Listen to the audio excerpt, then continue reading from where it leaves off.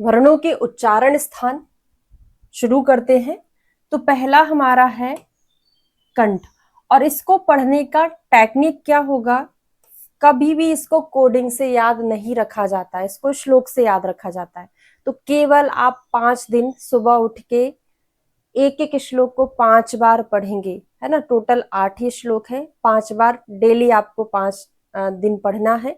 6वें दिन से आपको ऑटोमेटिक वो याद हो जाएगा। तो कुछ कुछ चीजें हैं जो आपको साथ साथ फॉलो भी करना है ना, इसी तरीके से आप इनको याद रख पाओगे। तो कंठ में मैंने जब फर्स्ट ईयर में थी बीएमएस तब याद किए थे, मुझे अभी भी याद है। अकुह विसर्जनीयानाम कंठा, इचु यशानाम तालु, ऋतुलसानाम ऊर्धा, ऋतुरसाणाम दंता, है ना। एक ए दयितो कंठ तालु, ओ दयितो कंठोष्टम, वकारस्य दंतोष्टम, ये सारा आपको याद रहेगा क्योंकि ये हमारी ब्रेन की परमानेंट मेमोरी में चला जाता है। ठीक है, तो आपको भी याद हो जाएगा। तो जो कंठ वाला है क्या है, अकुह विसर्जनीयानाम कंठा, इन शब्दों को हम कंठ से उच्चारण करते हैं। आ से हो जाएगा छोटा आ और बड़ा आ, कु से हो जाएगा पूरा कावर्ग, कावर्ग में कौन सी चीजें आती हैं, का खा गा घा अंगा, है ना। ये कौन सी इसमें आती, कावर्ग में आती है। ठीक है, विसर्जनीय नाम, हा से क्या हो जाएगा हा, हा वर्ग ने हा, और विसर्जनीय नाम से हो जाएगा विसर्ग। इनका उच्चारण हम कंठ से करते हैं। जरा उच्चारण मेरे साथ करके देखिए क्या है।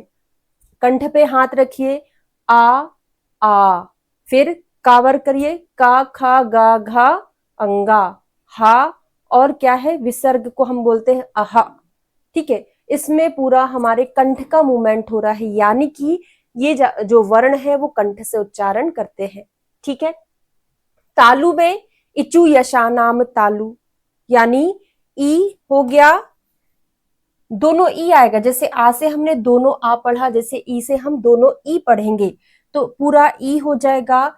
चा से पूरा चावर्ग हो जाएगा, चा छा जा झा या, यशानाम या से और शा से शा, है ना से नहीं है कुछ, क्योंकि ये तो हमारा संस्कृत में बोलने का तरीका होता है ना। ये इत संज्ञा होती है इसकी। अब इत संज्ञा क्या होती है, इसका लोप हो जाता है, वो हम बाद में पढ़ेंगे, है ना। तो ना से कुछ नहीं है। तालु यानी इन सब का उच्चारण तालु से करते हैं। इनका उच्चारण करते समय आपका जबड़ा थोड़ा सा चौड़ा होगा और आपका टंग आपकी पैलेट से टच करेगा। देखिए बोल के क्या है, ई बड़ा ई, फिर चा वर्ग में चा छा जा झा या और शा। तो आपका टंग आपके पैलेट से टच होता है, इसीलिए इसको बोलते हैं तालु से उच्चारण स्थान। बिना टंग को पैलेट से टच किए आप इनको नहीं बोल पाएंगे। ठीक है, मूर्धा, ऋतु रसाणाम मूर्धा, यानी कि री, यहां पे हमारा जो टंग है वो पैलेट को तो टच करता है लेकिन ट्विस्ट करके, है ना। ये हमारा पैलेट है, ये टंग है, तो इस तरीके से ट्विस्ट करके टच करता है पैलेट को। बोल के देखिए जरा,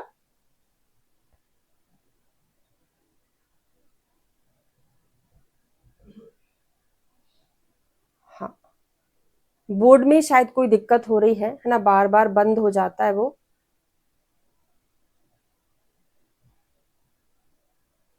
ऋतु रसाणाम मूर्धा, तो बोल के देखिए, री री, टावर्ग देखो, टा ठा डा ढाड़ा, हमारा टंग ट्विस्ट होके पैलेट को टच करता है। रा और शा, अब आपको शा सा शा कैसे बोला जाता है उसका आपको पता चलेगा, क्योंकि जो शा है शक्कर वाला वो तालु है, ये जो यशानाम तालु, वो शा शा ऐसे बोला जाता है। शा जिसमें केवल टंग पैलेट को टच करता है, और षटकोण वाले शा में हमारा टंग ट्विस्ट करके पैलेट को टच करता। तो जो षटकोण वाला है वो मूर्धा वाला है ना, मूर्धा से उसका उच्चारण स्थान होता है। फिर ऋतु लसानाम दंता, यानी जिनमें दांत का इन्वॉल्वमेंट होता है, बिना दांत को टच किए हमारी टंग इसको नहीं बोल पाएगी।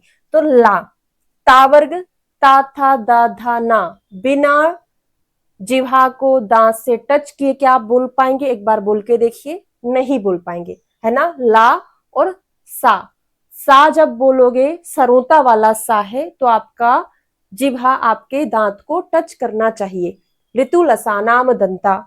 ओष्ठो, ओष्ठ से बोलने वाले उपपद्यमानिया नाम ओष्ठौ, यानी जब आपके इसमें मुंह का नहीं सॉरी ओष्ठ का मूवमेंट होता है ना, कैसा, ओष्ठ का बिना मूवमेंट करे आप ये नहीं बोल पाएंगे। जैसे ऊ, ऊ वर्ग, बड़ा ऊ छोटा ऊ, और पा वर्ग, पा फा बा भा मा, जिसमें हमारे दोनों ओष्ठ टच होते हैं तभी हम इनको बोल पाते हैं। और उपमानीय बध्य, उपध्यमानीय वर्ण भी हम ओष्ठ से बोलते हैं। फिर कंठ तालु, जिसमें हमारा कंठ भी और हमारा तालु भी, जैसे ए आई, है ना, जहां पे कंठ का भी उच्चारण हो रहा है और किसका, हमारा टंग किसको, पैलेट को भी टच कर रहा है। जैसे हमने क्या पढ़ा था, केवल तालु वाले ई और इचु यशानाम तालु, वो तो संस्कृति याद करनी पड़ेगी, ठीक है। कंठ तालु ए आई, कंठ पे हाथ रख के देखो, अब यहाँ पे रखो कंठ पे, पा फा बा भा मा, कंठ में उतना वाइब्रेशन नहीं होता जितना कि इसमें होता है। फिर ओ दऊ तो कंठोष्ठम, कंठ तो इसमें भी है, कंठ तो इसमें भी है, पर यहाँ तालु है, यहाँ पे ओष्ठ है, क्योंकि जब हम ओ बोलते हैं, आ कैसा था, सिंपल छोटा आ, बड़ा आ केवल कंठ था, अगर उसमें मात्रा लग जाएगी तो कंठ के साथ ओष्ठ का इन्वॉल्वमेंट हो जाएगा, तो क्या बोलेंगे हम उसको, ओ औ, जिसमें हमारे ओष्ठ का साथ साथ कंठ का उच्चारण है। केवल ओष्ठ का कहाँ था, ऊ में और पा वर्ग में था, ठीक है।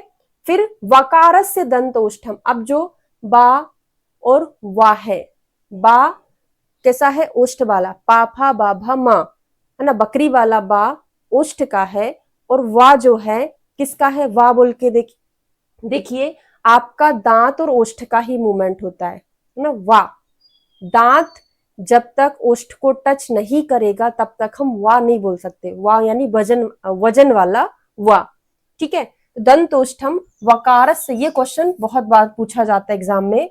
और नासिका से यम गणना नाम नासिका च, जिनको अनुस्वार बोलते हैं, यानी जिसमें हमारी नाक का इन्वॉल्वमेंट होता है वो अनुस्वार कहलाते हैं।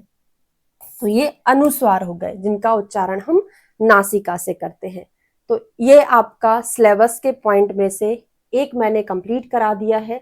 अगली क्लास में मैं आपको महेश्वर सूत्र पढ़ाऊंगी, प्रत्याहार साथ में पढ़ाऊंगी, और उसके बाद आभ्यंतर और बाह्य प्रयत्न के शब्द पढ़ाऊंगी। Thank you so much.